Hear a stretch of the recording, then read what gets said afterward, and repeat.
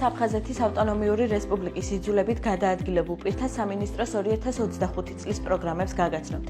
აფხაზეთის ავტონომიური რესპუბლიკის იძულებით გადაადგილებულ პირთა სამინისტრო აფხაზეთის მოსახლეობის სოციალური და ინფრასტრუქტურული მდგომარეობის გაუმჯობესების მიზნით 10 პროგრამასა და 4 ქვეპროგრამას ახორციელებს. ეს სამინისტროს ის ძირითადი პროგრამები და ქვეპროგრამებია, რომლებზეც ეტაპობრივად წლის განმავლობაში ვისაუბრებთ.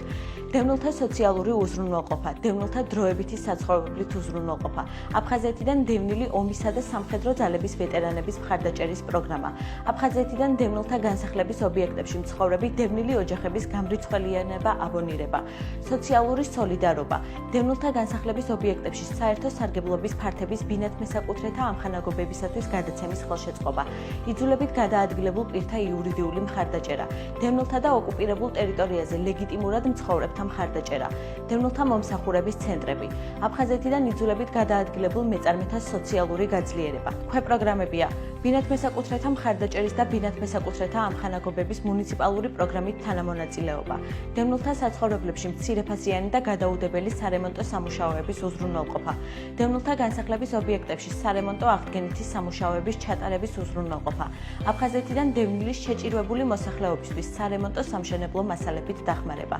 დამატებითი ინფორმაციის მისაღებად დაუკავშირდით აფხაზეთის ავტონომიური რესპუბლიკის მთავრობის ცხელხაზს 143, ასევე იძულებით გადაადგილებულ პირთა სამინისტროს ელექტრონულ მისამართს.